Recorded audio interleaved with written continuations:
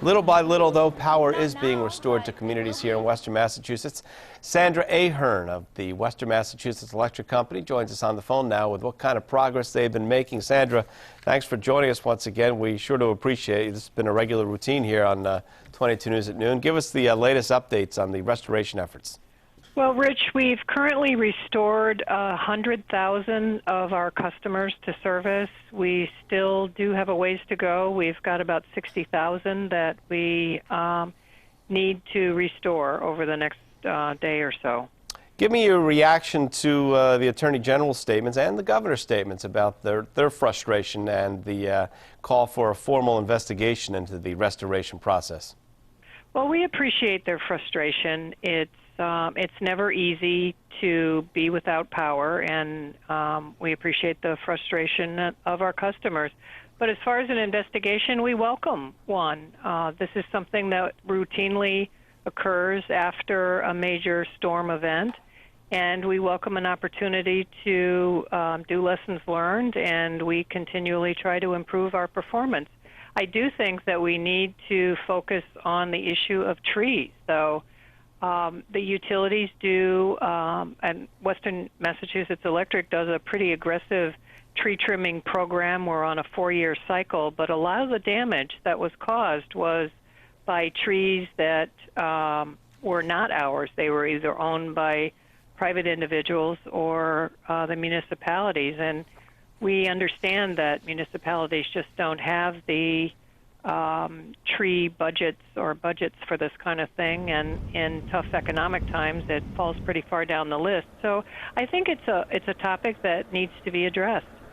Who can guess, though, when a snowstorm's going to hit like this in October when there's still so many leaves on the trees? That's what makes this so difficult. We have your outage map here we've actually been watching today, and it shows the exact communities and how they're affected and the actual number of customers that are still out of power. If it has a purple there, which is Long Meadow and Southwick that you see in purple, that's the two communities with the most power outage right now, 65% in Long Meadow, 73% in Southwick. Then it varies by color as to how bad the actual outage situation is. In Agawam, it's 51%. In Springfield, it's 48%.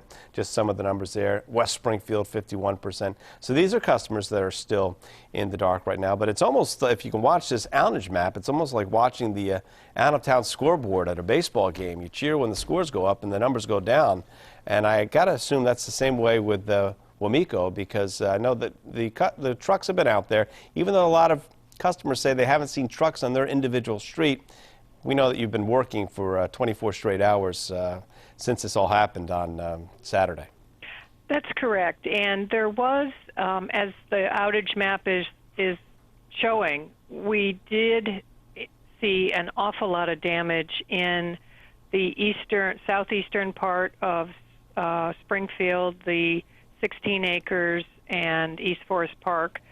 Long Meadow was particularly hard hit as well, and sections of Southwick, Agawam, and West Springfield. So we have a lot of crews at work there.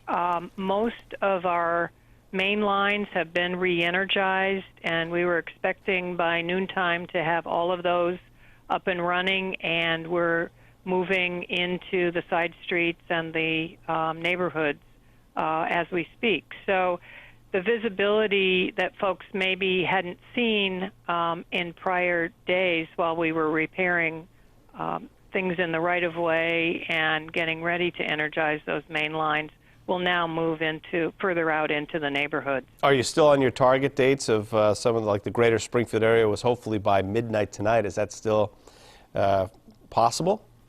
Yes, we believe that most of our customers will be back by midnight. Now, the most hard-hit areas that we just discussed may stretch into Friday and Saturday at the latest. But we're, as crews finish up in other areas, they're coming south and joining the effort. So it's a difficult situation. We do appreciate and understand the tough situation that our customers are in, and just want to thank them for their incredible patience. The damage that we saw during this storm, as we probably discussed over the last couple of days, was not unlike what we saw in the Springfield tornado.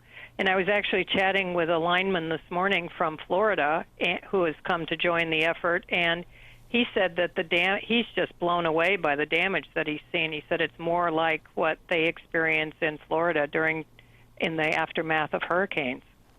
It is unprecedented, no doubt about that. Sandra Ahern from Western Massachusetts Electric Company, thanks very much for the update.